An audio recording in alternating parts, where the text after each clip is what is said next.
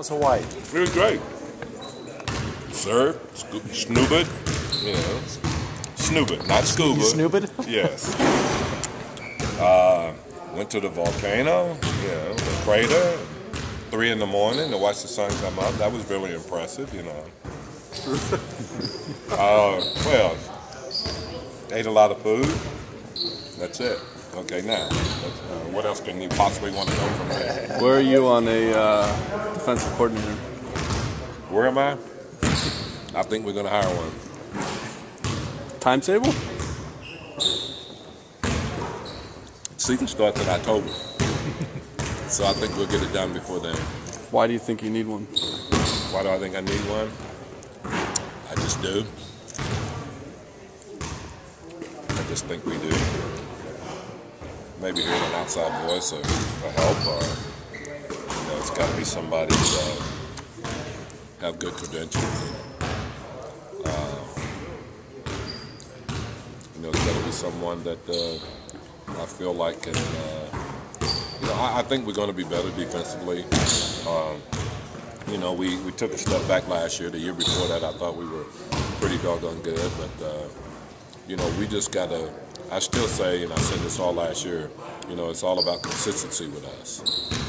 You know, we can't hold Boston to 71 points and 36% shooting, and then have Minnesota come in and shoot 56% against you. And those are the kind of things that we got to try to eliminate. And the only way you can do that is to have consistency.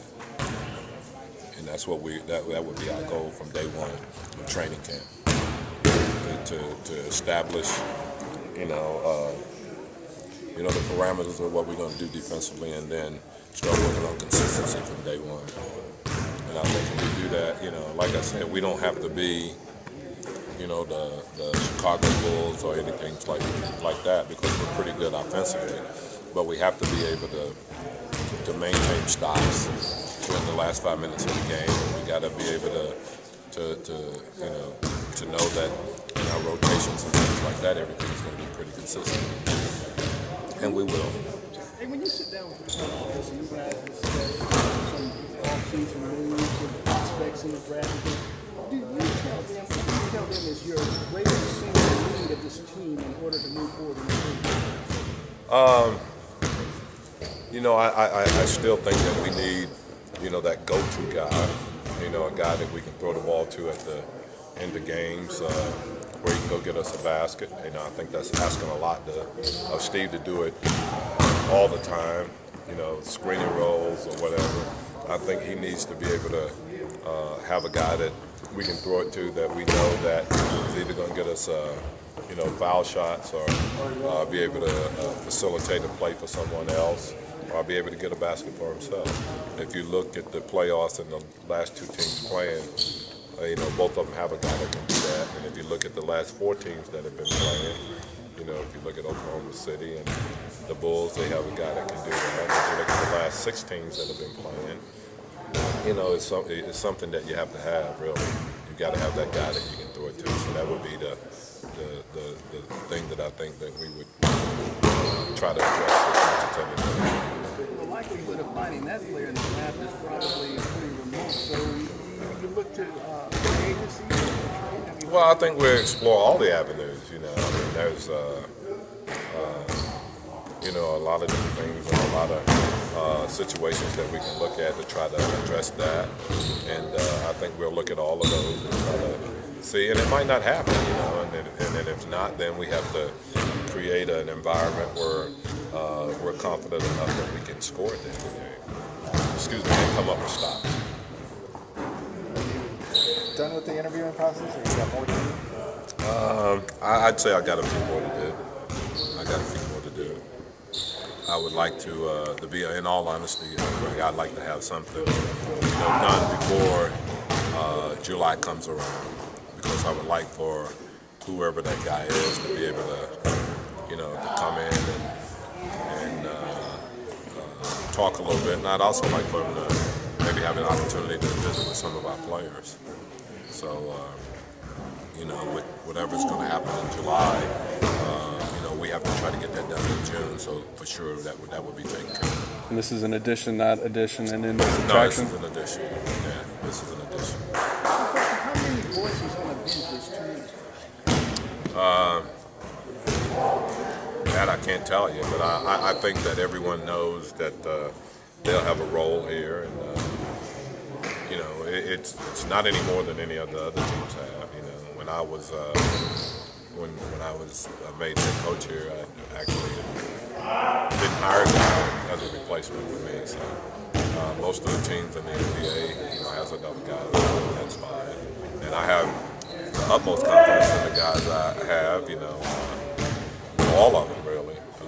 I just think that this may be something that will help us over the long haul. You don't think any Eagles would get bruised along the way? It's the NBA.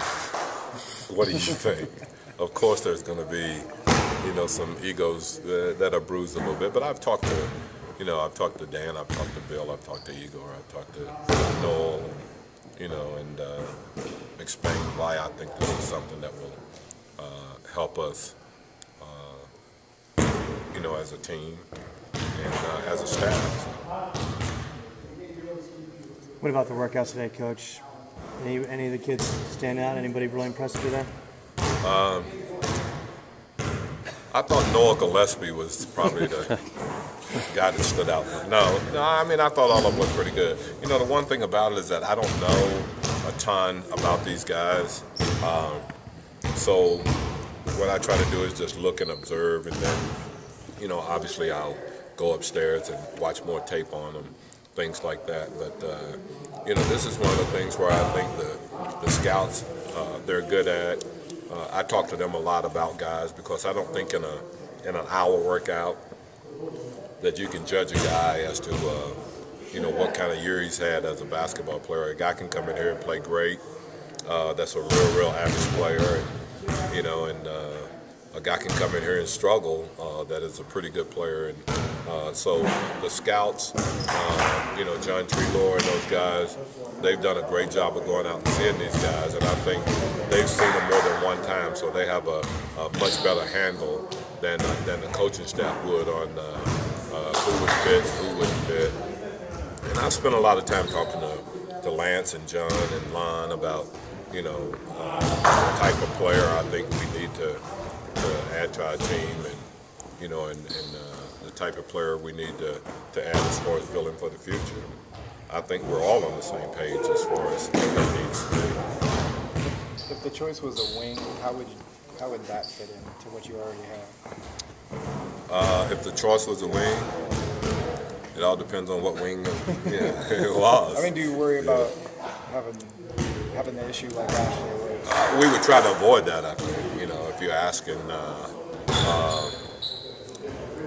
you know, he would have to be a really, really good wing, I think, because I like the guys that we have, and, you know, the guys that's coming back. So